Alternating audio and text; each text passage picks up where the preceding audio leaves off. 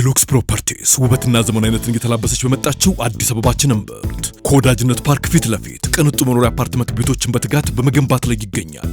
ሌላም አለ። ዴሉክስ ፕሮፐርቲስ በአዲሱ ሳይት ከቦሌ ኤርፖርት 1 ደቂቃ ተጉዞ ቤቶ ከሚገቡበት ከሰላም ሲቲ ሞል አጠገብ የአፓርትመንት ቤቶች ሽያጭ መጀመሩ ስንገልጽ በደስታ ነው። በቀላል ያከፋፈል ሁኔታና በተለይ ለዲያስፖራ ከተመቻቸ የባንክ ብድር አማራጭ እንዲሁም ከልዩ የበዓል ቅናሽ ጋር እንጠብቆታለን። መልካም በዓል። ዴሉክስ ፕሮፐርቲስ የሚገባውት ዘመናዊነት። ጤና ይስጥልን አድማጮች፣ ይህ አዋዜ ልዩ ላልሰማችሁ ነው። ከመረጃዎቹ ጋር አብርሃም መኳንንት ነኝ።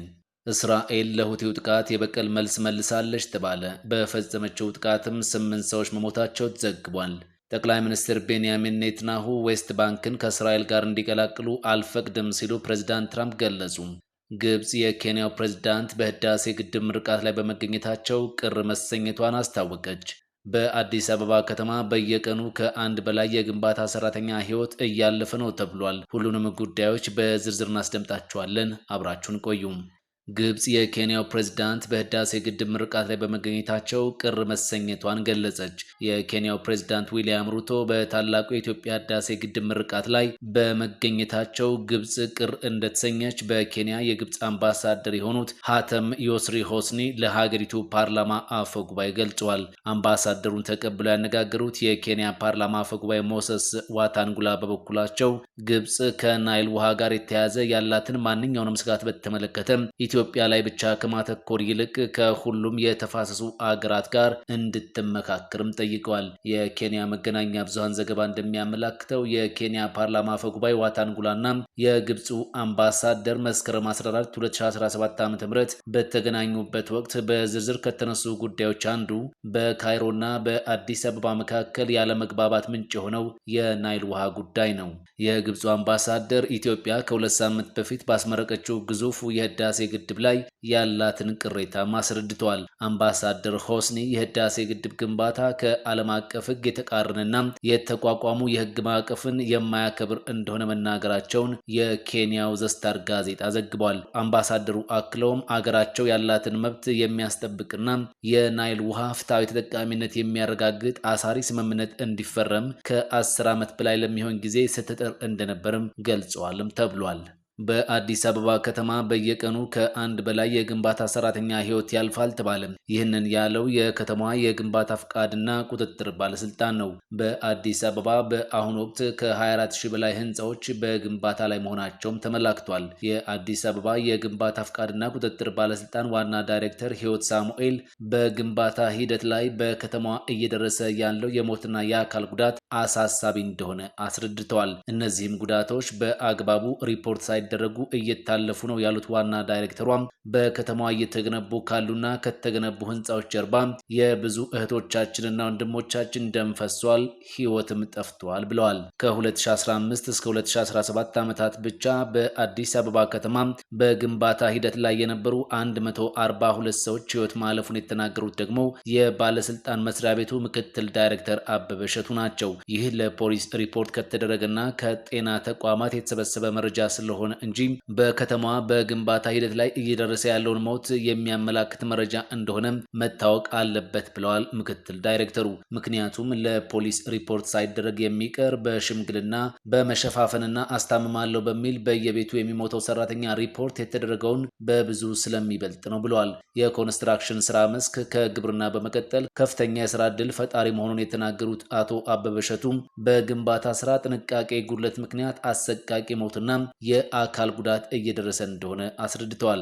በአዲስ አበባ ከተማ ብቻ በ2017 ዓ.ም ለ11000 ግንባታዎች ፍቃድ እንደተሰጠ የተነገረ ሲሆን ከዚህ በፊት የቀጠሉ ከ12000 በላይ የህንፃ ግንባታዎች አሉ።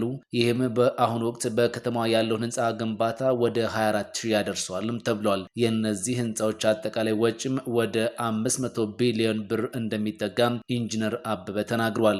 መስኩ የስራ ዕድል በመፍጠርና ኢኮኖሚን በማንቀሳቀስ ረገድ ከፍተኛ ድርሻ ቢኖረውም በግንባታ ስራ ጥንቃቄ ጉድለት ምክንያት ማለትም ከከፍታ ላይ በመውደቅ የበሰበሰ እንጨት በመጠቀም ለሊፍት እየተባሉ በሚተዉ ቦታዎች መከላከያ ባለመጠቀም ኤሌክትሪክ ባለማጥፋት በብሎኬቶችና ብረቶች ከህንፃዎች ላይ መውደቅ ምክንያት የሰው ህይወት እየጠፋ እንደሆነም ገልጸዋል። ባለስልጣን መስሪያ ቤቱ ይህንን አደጋ ለመቀነስ ቢያንስ በግንባታዎች ላይ ያሉ ህንፃዎች ዝቅተኛ የደህንነት መስፈርት እንዲያሟሉ እያስገደደ እንደሆነ የተናገረ ሲሆን በዚህም ባለፉት ጥቂት ወራት መሻሻል ማሳየታቸው ተጠቁሟል። የኢትዮጵያ ስራ ተቋራጭ ማህበር ፕሬዝዳንት የሱፍ መሐመድ በበኩላቸው መስኩ በጥንቃቄ ጉድለት ምክንያት ለበርካቶች ህይወት መጥፋት እና አካል መጉደል ምክንያት እንደሆነም አብራርተዋል። ይህንን ጉዳት ለመቀነስ ደግሞ ተጠያቂነት እንዲሰፍን ጠይቀዋል ሲል ሸገር ሬዲዮ ዘግቧል። ዴሉክስ ፕሮፐርቲስ ውበትና ዘመናዊነትን እየተላበሰች በመጣችው አዲስ አበባችን እምብርት ከወዳጅነት ፓርክ ፊት ለፊት ቅንጡ መኖሪያ አፓርትመንት ቤቶችን በትጋት በመገንባት ላይ ይገኛል። ሌላም አለ። ዴሉክስ ፕሮፐርቲስ በአዲሱ ሳይት ከቦሌ ኤርፖርት 1 ደቂቃ ተጉዘው ቤቶ ከሚገቡበት ከሰላም ሲቲ ሞል አጠገብ የአፓርትመንት ቤቶች ሽያጭ መጀመሩ ስንገልጽ በደስታ ነው። በቀላል ያከፋፈል ሁኔታና በተለይ ለዲያስፖራ ከተመቻቸ የባንክ ብድር አማራጭ እንዲሁም ከልዩ የበዓል ቅናሽ ጋር እንጠብቆታለን። መልካም በዓል። ዴሉክስ ፕሮፐርቲስ የሚገባውት ዘመናዊነት። ወደ ውጭ መረጃዎቻችን እናልፋለን። ፕሬዚዳንት ዶናልድ ትራምፕ ቤንያሚን ኔትናሁ በእስራኤል ወረራ ስር ያለው ዌስት ባንክን ወደ ግዛታቸው እንዲቀላቅሉ አልፈቅድም አሉ። የእስራኤሉ ጠቅላይ ሚኒስትር አርብ ዕለት በተባበሩት መንግስታት ድርጅት ጠቅላላ ጉባኤ ላይ ንግግር ከማድረጋቸው ቀደም ብለው በኦቫል ኦፊስ ለጋዜጠኞች ሀሳባቸው የሰጡት የአሜሪካው ፕሬዚዳንት እስራኤል ዌስት ባንክን እንድትጠቀልል አልፈቅድም፣ አይሆንም ብለዋል። ሰኞ ከኔትናሁ ጋር የሚገናኙት ትራምፕ የጋዛ ስምምነት በጣም ተቃርቧል ሲሉም ገልጸዋል። እስራኤል በጋዛ ያለውን ጦርነትና የዌስት ባንክን ወረራ እንድታቆም ዓለም አቀፍ ጫና እየደረሰባት ነው። የምዕራባውያን መንግስታት ለፍልስጤም ነጻ ሀገርነት በይፋ እውቅና እየሰጡም ነው። በኔትንያሁ የአስተዳደር ጥምረት ውስጥ ያሉ አክራሪ እስራኤላውያን የፍልስጤም የግዛት አካል የሆነ ዌስት ባንክን እንዲቀላቀል ተደጋጋሚ ጥሪ አቅርበዋል። ዩናይትድ ኪንግደም እና ጀርመን እስራኤል አካባቢውን ከግዛቷ ጋር እንዳትቀላቅል አስጠንቅቀዋል። የተባበሩት መንግስታት ዋና ጸሐፊ አንቶኒዮ ጉተሬዝ ሰኞ ዕለት በመንግስታቱ ድርጅት እንደተናገሩት ይህ ሞራላዊ፣ ህጋዊና ፖለቲካዊ ትዕግስት የሌለው ነው ብለዋል። ትራምፕ ሐሙስ ዕለት በኦቫል ኦፊስ ለጋዜጠኞች እንደተናገሩት ከኔትንያሁና ከሌሎች የመካከለኛው ምስራቅ መሪዎች ጋር ተነጋግረዋል ሲል ቢቢሲ ዘግቧል። ትራምፕ በጋዛ ላይ ስምምነት ለማድረግ ምናልባትም ሰላም ለመፍጠር ጭምር በጣም እየተቃረብን ነው ብለዋል። የፍልስጤሙ ፕሬዝዳንት ማህሙድ አባስ ባለፈው ሐሙስ በተካሄደው የተባበሩት መንግስታት ጠቅላላ ጉባኤ በቪዲዮ ባደረጉት ንግግር በፈረንሳይ ይፋ የተደረገውን የእስራኤልና የፍልስጤምን የሰላም እቅድን ተግባራዊ ለማድረግ ከዓለም መሪዎች ጋር ለመስራት ዝግጁ መሆናቸውን ገልጸዋል። የ89 ዓመቱ አባስ በአካል ወደ ኒውዮርክ ተጉዘው ንግግር እንዳያደርጉ በአሜሪካ ተከልክለዋል። አባስ በንግግራቸው ሐማስ በአስተዳደሩ ውስጥ ሚና አይኖረውም ብለዋል። የእስራኤልን መውጣት ተከትሎ የፍልስጤም መንግስት ለጋዛ ሰርጥ ሙሉ ኃላፊነት እንዲወስድና በእስራኤል ከተያዘው ዌስት ባንክ ጋር እንዳይገናኝም ጠይቀዋል። ትራምፕ ማክሰኞ ዕለት ቁልፍ ከሆኑ የአረብና የሙስሊም አገራት መሪዎች ጋር እስራኤል አካባቢውን መቀላቀል ከጀመረች መዘዝ አለው ሲሉ አስጠንቅቀዋል። የሳውዲ አረቢያ የውጭ ጉዳይ ሚኒስትር ልዑል ፈይሰል ቢን ፋርሃን ለጋዜጠኞች እንደተናገሩት የዩናይትድ ስቴትስ ፕሬዚዳንት በዌስት ባንክ ውስጥ ያለውን የመቀላቀል አደጋና ስጋት በሚገባ የተረዱ ይመስለኛል ብለዋል። እስራኤል ረቡዕ ጠዋት ዌስት ባንክና በአጎራባች ዮርዳኖስ መካከል ያለውን ብቸኛ መሸጋገሪያ ዘግታለች። በዚህም ከ2 ሚሊዮን በላይ ፍልስጤማውያን ከውጩ ዓለም ጋር እንዳይገናኙ አድርጋለች ነው የተባለው። መሸጋገሪያው የተዘጋው 2 የእስራኤል ወታደሮች በአካባቢው በዮርዳኖሳዊ ታጣቂ በጥይት ከተገደሉ ከቀናት በኋላ ነው። ግለሰቡም በስፍራው ተገድሏል። እስራኤል በየመን ሁቲዎች ላይ በፈጸመችው ጥቃት 8 ሰዎች መሞታቸው ተዘገበ። የሁቲ ታጣቂዎች በእስራኤል ላይ በተደጋጋሚ ለሚሰነዝሩት የሰው አልባ አውሮፕላንና የሚሳኤል ጥቃት ምላሽ ለመስጠት የአየር ኃይሉ በየመን ከባድ ጥቃት መፈጸሙን የእስራኤል ጦር ይፋ አድርጓል። የእስራኤል መከላከያ ኃይል እንደገለጸው ከሆነ በዋና ከተማዋ ሰንዓ በደርዘን በሚቆጠሩ አውሮፕላኖቹ የሁቲ የደህንነትና የስለላ አገልግሎቶችና የጦር ኃይሎች ተቋማት ላይ የቦምብ ጥቃት ፈጽሟል። በሁቲ የሚመራው የጤና ሚኒስቴር የእስራኤልን ጥቃት አሰቃቂ ወንጀል በማለት ኮንኗል። የሲቪል ተቋማትና የመኖሪያ ህንፃዎች መመታታቸውንና የ8 ሰዎች ህይወት ማለፉን ተናግሯል። በእስራኤል የቀይ ባህር ሪዞርት ኢላት ሁቲዎች በፈጸሙት የሰው አልባ ጥቃት 22 ሰዎች ከቆሰሉ ከአንድ ቀን በኋላ የተፈጸመ ጥቃት ነው። ሁቲዎች ከ10 ዓመታት በፊት ዓለም አቀፍ እውቅና ያገኘውን መንግስት ካባረሩና የእርስ በርስ ጦርነት እንዲፈጠር ካደረጉ በኋላ አብዛኛውን የሰሜን ምዕራብ የመንን ተቆጣጥረው ይገኛሉ።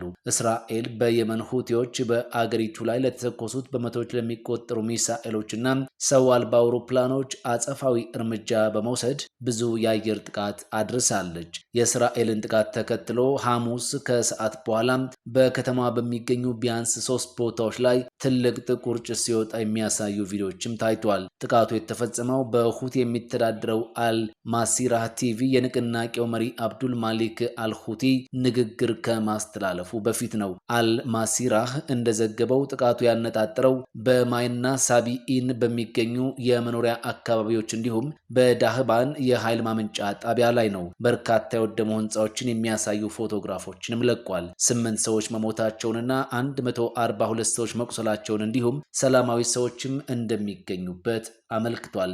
የእስራኤል መከላከያ ሚኒስትር እስራኤል ካትዝ አገራቸው በሰንዓ በሚገኙ የሁቲ አሸባሪ ድርጅት የሽብር ኢላማዎች ላይ ኃይለኛ ጥቃት አድርሳለች ሲሉ በኤክስ ገጻቸው ላይ አስፍረዋል። አይዲኤፍ በመግለጫው እንዳስታወቀው ኢላማ ከተደረጉት ውስጥ የሁቲ ወታደራዊ ጠቅላይ ኢታማዦር ሹም ዋና መስሪያ ቤት፣ የደህንነትና የስለላ ተቋማት፣ የሁቲዎች ወታደራዊ የህዝብ ግንኙነት ዋና መስሪያ ቤት እና የጦር መሳሪያዎችን ለማከማቸት የሚያገለግሉ ወታደራዊ ማዕከላት ይገኙበታል። ዴሉክስ ፕሮፐርቲስ ውበትና ዘመናዊነትን እየተላበሰች በመጣችው አዲስ አበባችን እምብርት ከወዳጅነት ፓርክ ፊት ለፊት ቅንጡ መኖሪያ አፓርትመንት ቤቶችን በትጋት በመገንባት ላይ ይገኛል። ሌላም አለ። ዴሉክስ ፕሮፐርቲስ በአዲሱ ሳይት ከቦሌ ኤርፖርት 1 ደቂቃ ተጉዞ ቤቶ ከሚገቡበት ከሰላም ሲቲ ሞል አጠገብ የአፓርትመንት ቤቶች ሽያጭ መጀመሩ ስንገልጽ በደስታ ነው።